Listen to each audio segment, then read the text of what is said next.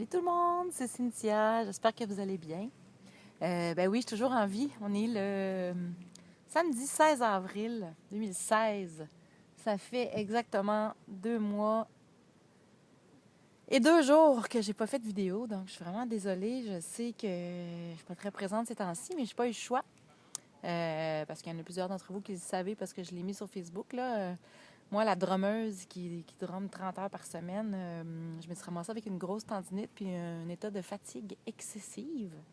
Moi qui me croyais à l'abri des limites, finalement, j'ai jamais eu vraiment beaucoup de limites au niveau de l'énergie, mais là, c'est ça, je suis fatiguée. J'ai dû m'occuper de moi parce que ma tendinite ne voulait pas guérir. J'ai dû m'arrêter complètement de jouer. Et là, ça fait depuis la semaine juste avant mon déménagement. Je suis déménagée le 26 février à Montréal, donc ça fait quand même trop longtemps. J'essaie de garder le moral, ça va. J'ai eu des semaines plus difficiles, mais maintenant, ça va. Ça a été difficile aussi au niveau alimentaire parce que, ben là, avant, je passais 30 heures à jouer de la batterie, puis là, je passe le plus de temps possible à me reposer, puis j'essaie de lâcher prise un peu sur la performance, puis de juste arriver à finir ma dernière session. Il reste 33 dodos. J'ai commencé à compter les dodos à 38, il en reste 33, donc je m'accroche dans le moment présent, j'essaie de prendre ça vraiment un jour à la fois parce que sinon, j'ai l'impression que je n'y arriverai pas. Mais je vais y arriver. J'abandonne pas, je n'abandonne pas. Je m'accroche. Donc, c'est ça. Puis je vois que les gens autour de moi sont très touchés par ce qui m'arrive parce qu'ils savent à quel point ça me passionne de jouer de la batterie. Puis je vois qu'il y a beaucoup de volonté d'essayer de trouver des solutions pour pas que ma dernière session soit compromise. Donc, je me trouve très privilégiée d'être dans le milieu dans lequel je suis à Rimouski. Parce que je suis pas sûre que dans d'autres milieux, ça aurait été possible. Où on est beaucoup, beaucoup de monde. Mais à Rimouski, on est comme une grande famille. On est tous super attachés. Puis c'est ça, on se connaît beaucoup. C'est vraiment, ça va être quelque chose de quitter mes petits biscuits, puis mes grands biscuits, les professeurs, toute l'équipe. Tout le monde là-bas, même au cégep, au niveau de mon travail, ma boss, mon équipe. Tout le monde que je côtoie sont vraiment extraordinaires à Rimouski. Puis ça m'a vraiment marqué ici. Fait que c'est ça. Là, il y a tout ça qui se prépare en même temps, le retour à Montréal. J'ai super hâte pour le climat, mais il y a plein d'autres choses qui font que j'ai pas le goût du tout. Comme le trafic, les problèmes de stationnement. Bon, c'est ça, au niveau de ce qui est pas le fun de Montréal, mais en même temps, passer 2 ans ici, ça m'a fait me rendre compte que finalement, j'aime beaucoup Montréal, malgré ses problèmes de trafic, malgré ses problèmes de stationnement, malgré que c'est le bordel l'hiver.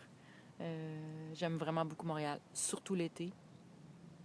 Je réalise que je voudrais pas être ailleurs l'été, les festivals, la musique, ça grouille Montréal l'été, c'est le fun. En tout cas. Donc, je me prépare à ce grand changement parce qu'il y a beaucoup de choses que je quitte à Rimouski que j'aime beaucoup aussi. Là, je suis redéménagée chez ma maman. Il m'en arrive des affaires cette année, c'est assez incroyable. Ben c'est ça, quand j'ai pris mon appart à Montréal, j'ai cédé mon bail ici à Rimouski de mon bel appartement avec ma belle vue où j'étais si bien et que j'adorais tellement pour économiser parce que là, je me ramassais avec 1200 quelques pièces de loyer par mois à payer alors que j'en gagne même pas le trois quarts de ça, même pas, même, non, en tout cas, bref. J'ai pris une chance parce que je voulais pas perdre l'appartement que j'ai trouvé parce que je l'aime beaucoup. Donc, j'ai cédé mon bail, je suis partie en colocation et la vie de colocation avec 3 autres personnes, début vingtaine, c'est avéré difficile. Je ne dormais plus. Des jeunes femmes super sympathiques, mais bon, à 23 ans, on n'a pas le même mode de vie qu'à 46. Là. Moi, je viens d'avoir 46 ans en avril. On est encore en avril, donc c'est ça.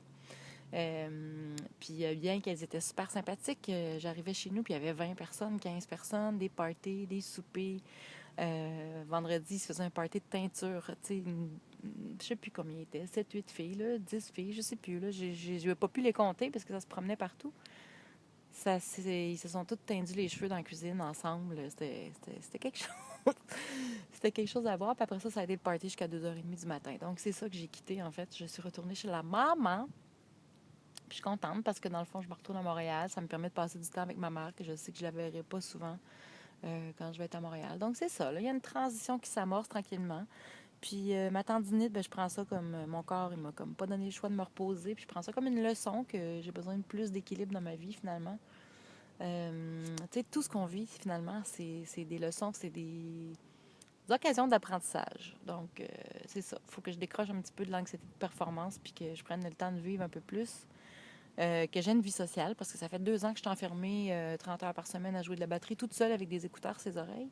Donc, j'ai pas de vie sociale du tout ici à part à l'école. En fait, ma vie sociale se résume à l'école. C'est pas suffisant.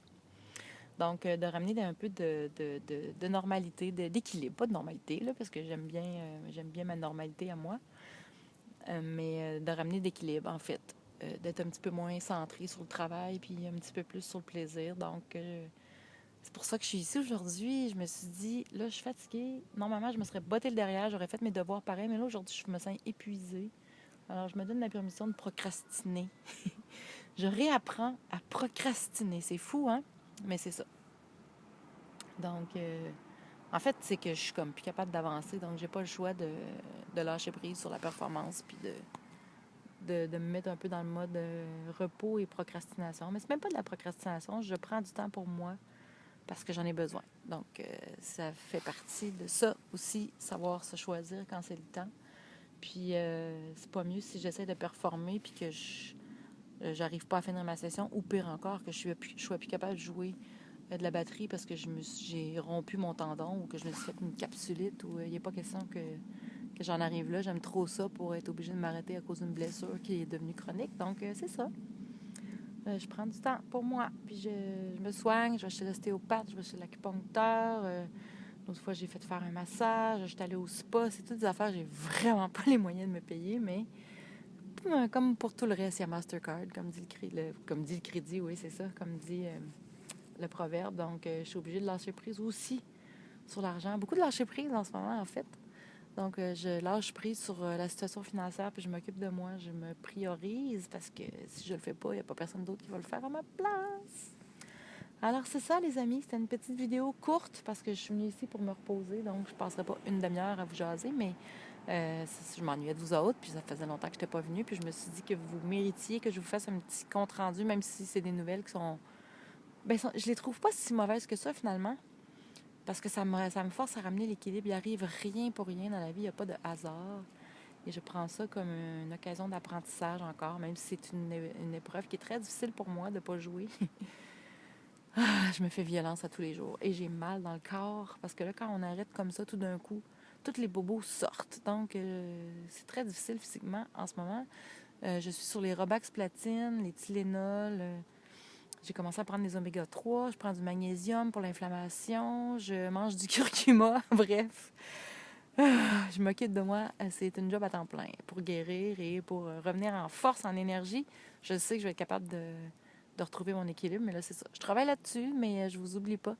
Je vais revenir. Je ne suis pas partie. Je suis juste en train de me réparer. Mais je vais revenir en force cet été. J'ai plein de projets qui mijotent dans ma tête, comme toujours. Donc, inquiétez-vous pas, je m'occupe de moi et j'ai pas l'intention de rester dans cette situation vraiment plate. Fait que je vous souhaite un super beau week-end. Si vous êtes à Montréal, là, Caroline, profitez-en pour moi parce qu'ici, c'est un peu frette. Ben là, on est bien. Il n'y a pas de vent en ce moment parce que sinon, on gèlerait parce que le fond de l'air est vraiment pas chaud. Donc, profitez-en si vous êtes à Montréal sur une terrasse en train de prendre un café. Ben, prenez une petite gorgée de lait moussé et de cappuccino ou peu importe, de latte. Même d'un café filtre à ma santé si vous le prenez sur une terrasse au soleil à vous faire chauffer un peu. Donc, voilà, bon week-end, profitez du beau temps, c'est le printemps, l'été va arriver bientôt, on va sortir nos gougounes, on va se promener, on va se faire plaisir. Donc, ça s'en vient, il faut profiter du moment présent parce qu'on ne reverra plus jamais le printemps 2016. Il ne reviendra pas. Ça fait que, ciao tout le monde, je vous embrasse, puis on se dit, je sais pas quand, mais j'espère que je vais être moins fatiguée la prochaine fois que je vais vous parler. Puis idéalement, que ma session va être finie, mon deck va être fini en fait, puis que je vais avoir réussi tous mes examens, tous mes cours, que ma tendinite va être guérie, puis que je vais avoir fini ma session en même date que tout le monde, malgré mes bobos, parce qu'ils vont être derrière moi. Alors, c'est ce que je me souhaite d'ici la prochaine fois à ce que je vous jase. Alors, ta soeur vous autres, puis à bientôt! Ciao!